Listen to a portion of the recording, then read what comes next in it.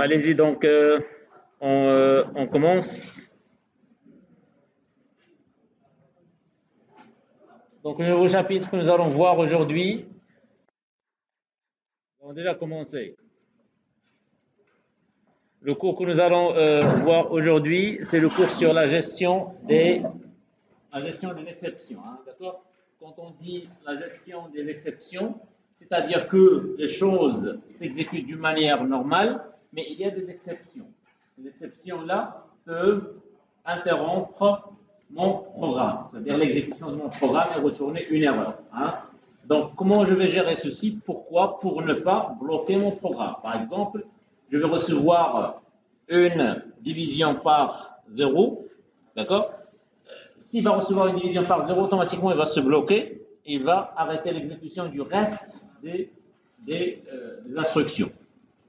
Maintenant, comment je vais prendre cette erreur qui va survenir à un emplacement particulier et la gérer quelque part et laisser les autres instructions continuer l'exécution? C'est ça l'objectif de ce truc-là. Si je ne gère pas ces exceptions, l'exécution du reste va être arrêtée et bloquée, même si ce reste-là est correct du côté syntaxe et sémantique aussi.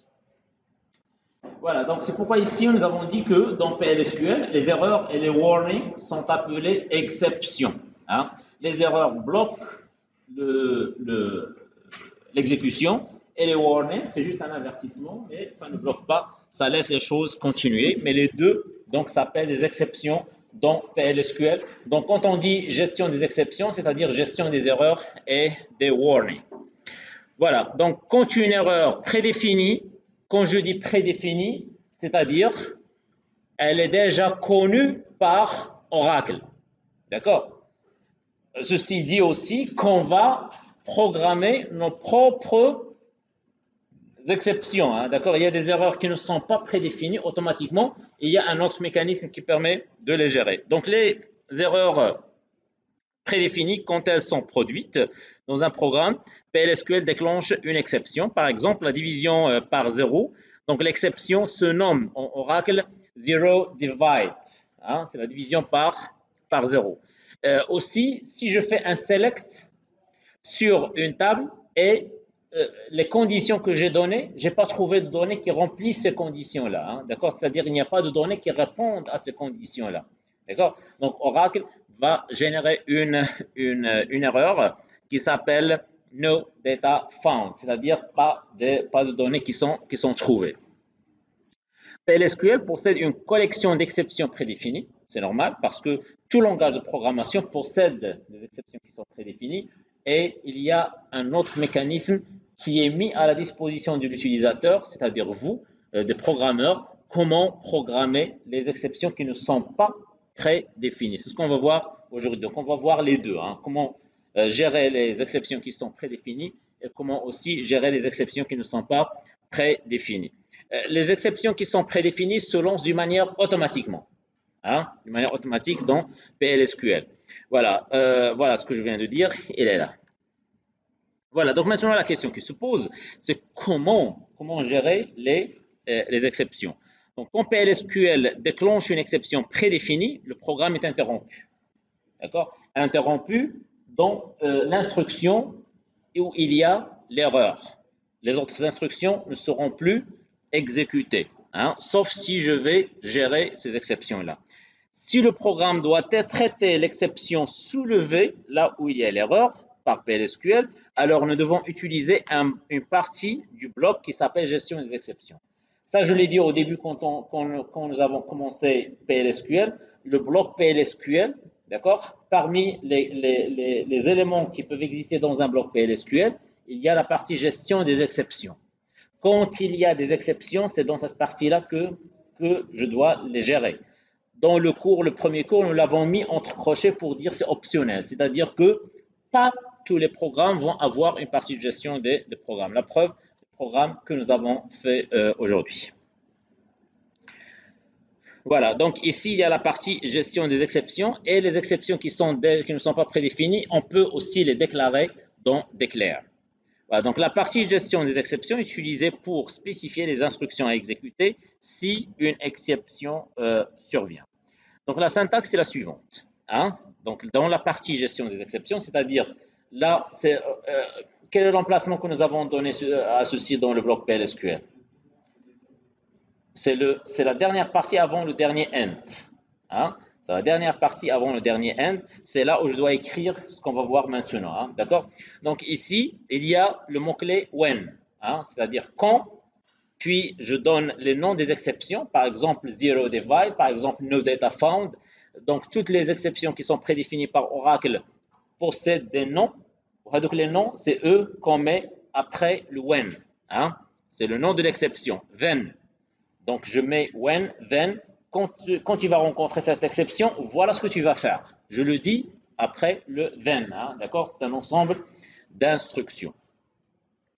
Je peux avoir autant de when que je veux, hein, d'accord? Si j'ai par exemple d'autres exceptions pour lesquelles j'ai d'autres traitements que je dois faire, j'ajoute des when, hein, d'accord? Donc je fais d'autres when.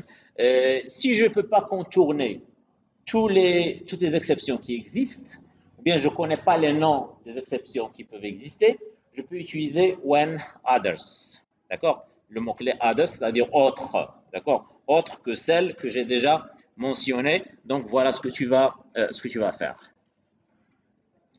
Voilà, donc ceci, ce que je viens de dire est expliqué dans ces diapositives-là. Donc comme vous le voyez, dans le parti exception, donc là, pour gérer les exceptions, on doit spécifier la partie de la gestion des exceptions avec le mot-clé exception. D'accord? Comme vous le voyez en rouge. Donc, il y a tout d'abord declare, là où il y a déclaration, begin, je peux faire tout ce que je veux. D'accord? Puis, s'il y a des erreurs quelque part dans tout ce que je veux, ce qui vient avant exception, d'accord?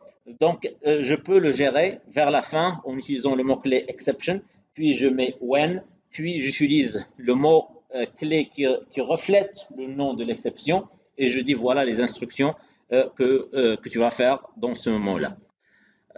Par exemple, voilà.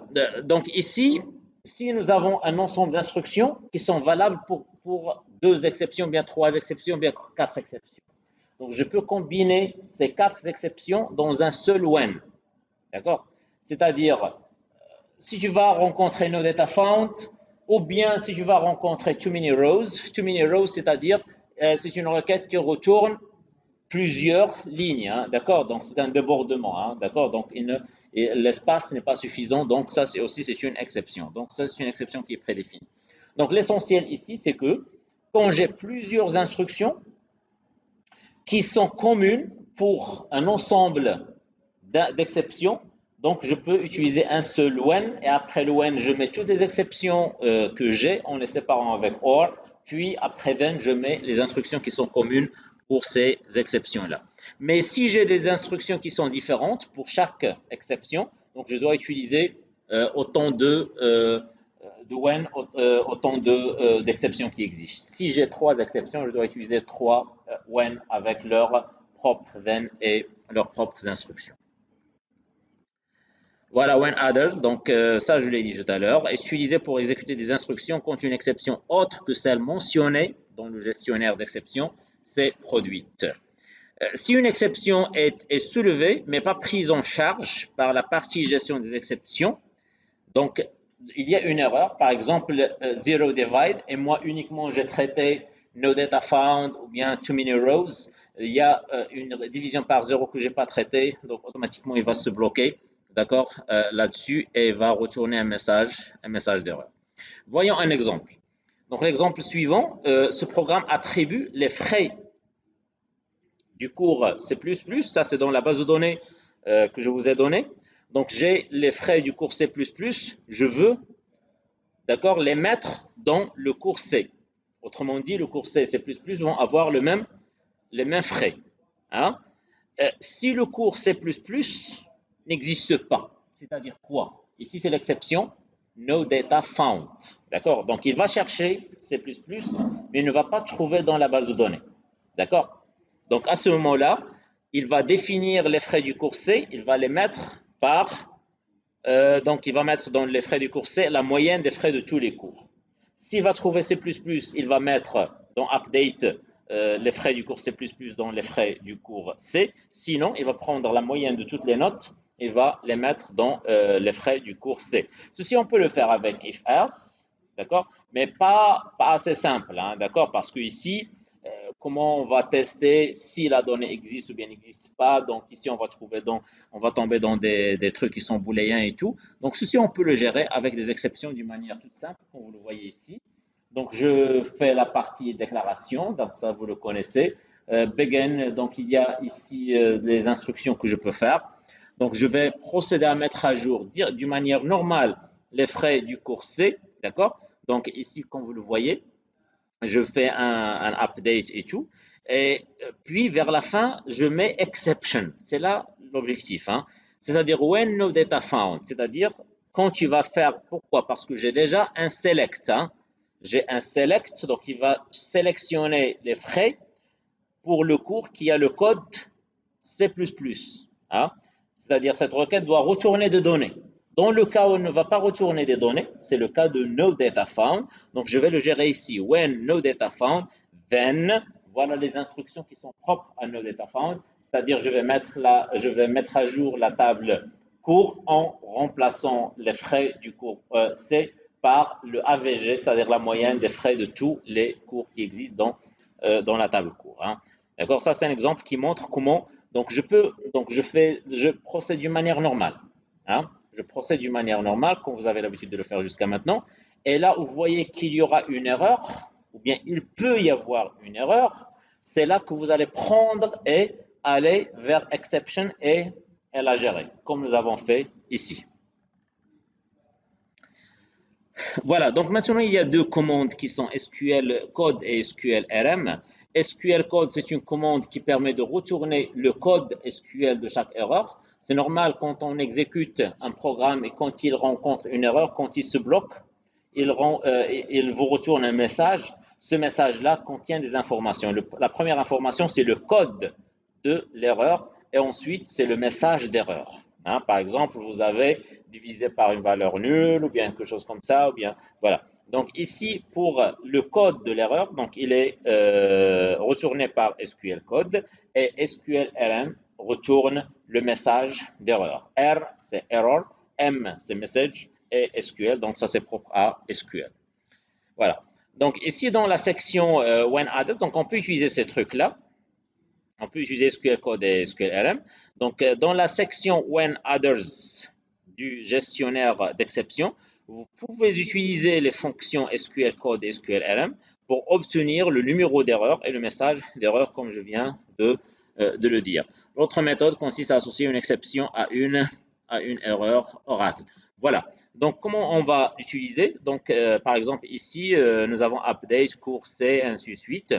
Donc, when dupval on index, d'accord? Donc, ça, c'est une autre exception qui est prédéfinie pour Oracle, c'est-à-dire ici, parce que normalement, chaque table a des index qui sont, les valeurs des index sont uniques, d'accord? S'il y a une duplication, c'est-à-dire une répétition de l'index, de la valeur de l'index, alors ici, il y aura une erreur. Et ici, on va afficher donc ce message d'erreur, then dbms output.putline, duplication du code du cours. S'il va rencontrer une autre erreur autre que celle que j'ai mentionnée, par exemple la duplication de la valeur de l'index, alors il va me retourner le code de cette erreur-là et le message de cette erreur.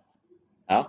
Si vous voulez savoir quel est le type, quel est le code de cette erreur qui sera retourné when others, ou bien quel est ce message d'erreur, donc vous pouvez utiliser ceci dans dbms output. Rappelez-vous de ceci très très bien.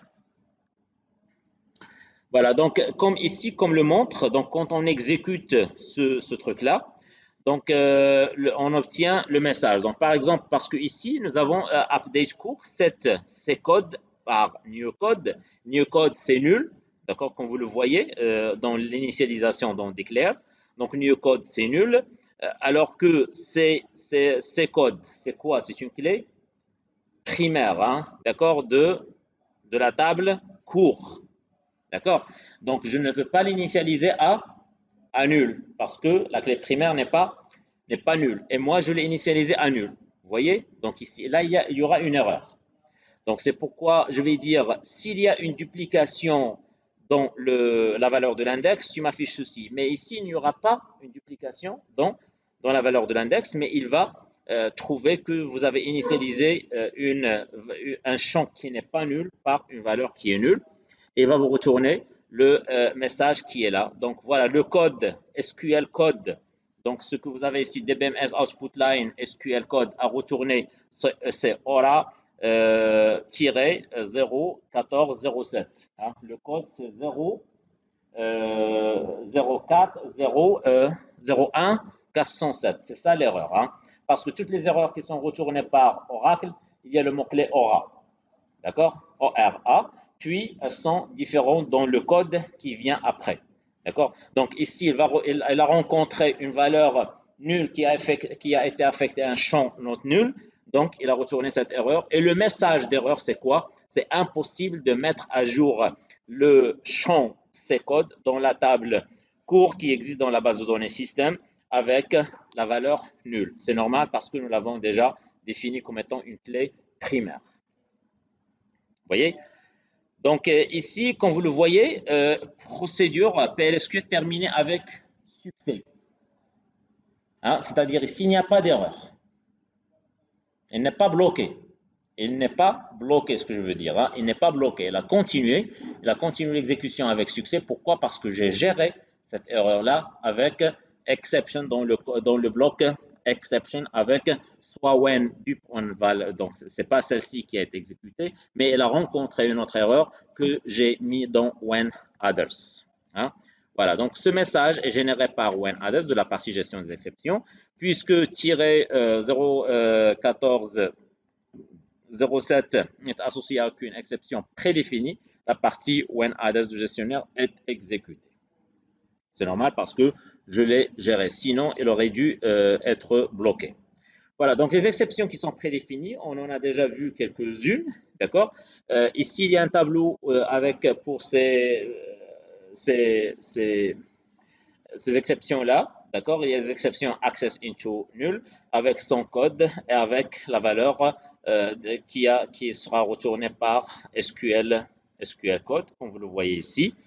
D'accord, donc il y a collection is null, cursor already open, ainsi de suite. Donc ça sont des exceptions qui sont prédéfinies. Donc si vous avez besoin d'une exception, sa définition, donc vous pouvez revenir sur Internet. Ici, j'ai expliqué quelques-unes. D'accord, cursor already open, ceci nous allons le voir dans le chapitre prochain, c'est sur les curseurs. D'accord, parce qu'on doit ouvrir les curseurs et les fermer par la suite. Si un curseur est déjà ouvert, vous voulez le réouvrir, donc il y a une exception. La valeur dupliquée sur l'index, on vient de le voir. Invalid cursor, donc ceci aussi c'est propre au curseur et tout. Donc invalid number, no data found, subscript beyond count, et ainsi de suite. Donc il y en a donc quelques-unes que j'ai mis ici, mais vous pouvez revenir sur Internet et chercher. Ici, donc il y en a plein. Bien dans le help de Oracle. Voilà. Donc ici, il y a des cas particuliers où les exceptions ne se déclenchent pas. D'accord? Par exemple, ici, si aucune ligne n'est récupérée ou effectuée, d'accord? Ceci en utilisant, on ne peut pas, donc pour l'exception no data found, ça c'est en particulier pour l'exception no data found, cas particulier, quand est-ce qu'elle ne sera pas déclenchée, même si je vais la gérer, hein, d'accord? Donc ici, quand une fonction de groupe est utilisée dans le select, hein, par exemple, ici, je vais utiliser select AVG, select count, select max, min, et ainsi de suite. Donc ici, par exemple, il ne peut pas, supposons que je fais compte quelque chose, alors il n'a pas trouvé quelque chose à compter, il ne va pas retourner une erreur. Si je vais utiliser par exemple update ou delete tout court comme ça, d'accord? Donc je ne peux pas, donc cette exception n'est pas soulevée. Lorsque la commande select utilise une fonction de groupe, alors no data found ne sera pas soulevé par PLSQL, même si aucune ligne n'est récupérée. Hein. Ça c'est pour les fonctions d'agrégation que nous avons déjà vues. Voilà, donc on va voir un exemple. Donc l'exemple suivant permet d'afficher la durée moyenne de lot du cours C. Donc c'est automatiquement dans la table batches. Si aucun lot n'a été terminé par, c'est-à-dire un lot, c'est-à-dire un ensemble d'heures, un ensemble de formations et tout, il va afficher un message. Puisque la fonction AVG retourne nul lorsqu'aucune ligne n'est récupérée par select, alors on doit tout d'abord vérifier la valeur qui est retournée par AVG. Si elle est nulle, c'est à ce moment-là où on va lancer un message d'erreur ou bien on peut faire une gestion des exceptions avec exception. La réponse à ceci, donc, on peut le faire avec un if-else d'une manière toute simple comme ça, comme on peut le faire même avec les exceptions. Donc, vous le voyez, ici, nous avons select avg in date-stdate into v. Donc, ça, c'est une variable que nous avons déjà déclarée. Puis, nous allons faire if la valeur qui a été retournée par avg est égale à nul. Donc, on va afficher un message. Aucun lot C n'a pas été achevé. Ah, donc, ici, je ne peux pas utiliser no data found. Ah, c'est normal parce que ici, avg, donc, il ne va pas trouver de valeur pour faire la moyenne. Donc, ça, c'est un exemple pour comprendre ce truc-là qui est dans cette diapositive. Voilà. Donc, maintenant, nous avons vu dans cette partie les exceptions qui sont prédéfinies pour Oracle. Hein? Maintenant, il n'y a pas que ces exceptions-là. Il pourrait y avoir des erreurs qu'on doit nous-mêmes gérer. D'accord? Donc, il y a un mécanisme pour gérer vos propres exceptions. Donc, pour ceci, ça passe par 3 étapes. La première, c'est la déclaration de l'exception. Si vous voulez gérer vos propres exceptions, c'est-à-dire elles ne figurent pas dans les exceptions qui sont prédéfinies, vous devez passer par 3 étapes. La première étape, c'est la déclaration de l'exception. Donc, vous devez la déclarer. Quand on dit déclarer, donc c'est la partie déclare. Hein? Donc, il doit y avoir le mot-clé exception comme type, et ainsi de suite. Puis, il y a soulever l'exception en utilisant le mot-clé raise. D'accord? Raise, c'est-à-dire je veux l'emplacement où je vais utiliser cette exception-là. Hein? D'accord? Puis, re-soulever une exception, c'est pour une deuxième fois si j'en ai besoin. C'est-à-dire, quand je vais la soulever, je vais dire que voilà, c'est dans cette instruction-là où il y aurait l'erreur. C'est-à-dire, autrement dit, il va partir à la partie gestion des exceptions et il va la lier à cet emplacement où il y a raise. Hein, d'accord? Donc, on va voir ceci en particulier. Donc, la première partie, c'est déclaration de l'exception. Donc, ça se fait par, donc, je donne le type exception et je choisis un nom, comme vous le voyez ici. Comme exemple, il y a declare. Hein, c'est dans la partie declare où je fais toutes les déclarations. Par exemple, je choisis un nom qui n'est pas dans stock et je vais lui donner le type exception. Puis, begin, end, il y a des instructions. Donc, parmi ces instructions-là, il y aura la gestion de cette exception. Il y a le soulèvement de cette exception avec raise et ainsi de suite. La deuxième étape, c'est soulever en utilisant raise. Donc, l'exception définie par l'utilisateur doit être soulevée par la commande raise. Sinon, elle ne sera pas soulevée. Donc, je l'ai déclaré, mais elle ne sera pas utilisée. Donc, automatiquement, s'il y aura une erreur, donc l'exécution sera bloquée. Voilà. Donc, pour soulever, donc on utilise le mot-clé raise, espace, puis le nom de l'exception que j'ai utilisé ici dans la déclaration. D'accord? Donc, l'utilisateur doit décider quand son exception doit être soulevée. Donc, c'est à vous, utilisateur, que vous devez choisir l'emplacement entre le begin et le end où vous allez faire ce raise-là. Par exemple, si on veut soulever l'exception pas dans stock, quand la valeur de la variable quantité, c'est-à-dire la valeur que je vais stocker dans quantité, est plus petite que 10. C'est-à-dire ça, c'est un seuil. Une fois la quantité est au-dessous de 10, il y aura une exception.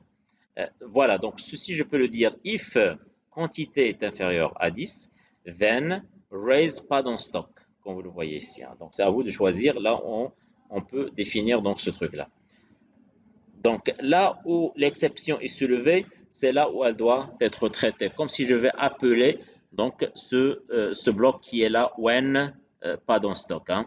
Donc, vous voyez, donc ici, j'ai déclaré en haut. D'accord. Puis, il y a ici des conditions. Donc, par exemple, la condition de tout à l'heure, c'est inférieur à 10. Donc, then, donc, parce que pour if, il y a then. Donc, raise, pas dans stock. Donc, je vais soulever l'exception que j'ai définie ici. Autrement dit, comme si ce que je veux écrire là, ce qui existe après le then ici, dans la partie gestion des exceptions. Hein. Donc, je viens à la partie gestion des exceptions, je mets exception, puis j'utilise le mot-clé when, comme nous avons dit au début, puis j'utilise le nom de l'exception ici, c'est-à-dire when, pas dans stock, then. Voilà, donc et après, je mets qu'est-ce qu'il va faire quand il va rencontrer une quantité inférieure à 10. Voilà, donc re-soulever une exception. Quand on dit re-soulever, c'est-à-dire soulever pour une deuxième fois. L'exception, elle est déjà soulevée, d'accord, et je veux la re-soulever une deuxième fois. Ceci prouve que une exception, une fois je l'ai soulevée, ça ne veut pas dire que je ne peux plus la réutiliser. Non, je peux l'utiliser autant de fois que je veux en utilisant raise pour une deuxième fois. D'accord. Quand je dis re-soulever, c'est-à-dire soulever une deuxième fois, je l'ai déjà soulevé avec raise espace le nom de l'exception. La deuxième fois, je fais uniquement raise. Donc, il n'y a pas, je réutilise plus le nom de l'exception. Je mets uniquement raise, point, virgule. Comme vous le voyez ici. Hein. Donc, ici, il y a un sous-bloc là, d'accord. Il y a raise pas dans stock, ceci on vient de le voir, d'accord. Puis ici, exception, d'accord. Donc ici, when pas dans stock, then. Donc ici, ça c'est un commentaire, c'est traiter l'erreur dans le sous-bloc, c'est-à-dire cette erreur-là sera, c'est l'erreur qui est là, dans le sous-bloc, entre begin et end qui est quelque part là, hein, d'accord. Ça c'est un sous-bloc, c'est-à-dire là, l'erreur qu'il y a dans ce sous-bloc-là, je vais la traiter ici, d'accord. Raise, redéclencher l'exception courante qui est pas dans stock. Hein. Donc, comme si je vais la redéclencher. Redéclencher, donc elle a besoin d'une autre gestion. D'accord. C'est pourquoi ici, je fais exception une deuxième fois et je fais when pas dans stock. Hein. Traite l'exception déclenchée dans le bloc. Donc, celle-ci va traiter ce qu'il y a ici, raise. Et ici, when pas dans stock va traiter le raise qui est dans ce sous-bloc-là, suivant un ordre. Hein. D'accord. C'est compris là? C'est clair?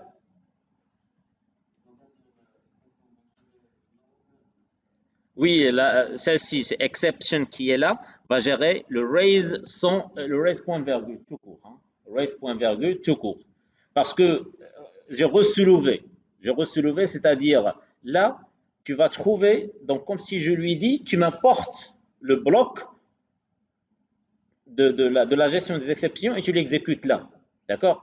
Alors, il doit aller chercher en bas, est-ce qu'il y a un bloc exception, d'accord, où il y a when no data found, parce que j'ai pas, voilà, when pas dans stock, parce que j'ai pas mentionné un autre nom, j'ai mis uniquement raise point virgule, comme si je fais d'une manière implicite raise pas dans stock une deuxième fois. Donc, il va continuer pour chercher est-ce qu'il y a when pas dans stock quelque part, d'accord. C'est ce qu'il va faire, ce qu'il a fait ici. Voilà, comme nous avons dit tout à l'heure, pour les erreurs qui sont prédéfinies, pour Oracle, elles ont un code et un message d'erreur. D'accord. Pour les erreurs que vous allez vous-même définir, les exceptions que vous allez vous-même définir, donc vous pouvez automatiquement leur donner des codes et des messages d'erreur. D'accord. Comme pour le cas des exceptions qui sont prédéfinies. Donc, pour ceci, on utilise le mot-clé pragma init, hein, pragma exception init. Hein. Donc, ceci, je l'utilise dans la partie declare. Ça me permet de donner un code, je le choisis moi-même, d'accord, et le message d'erreur, oui.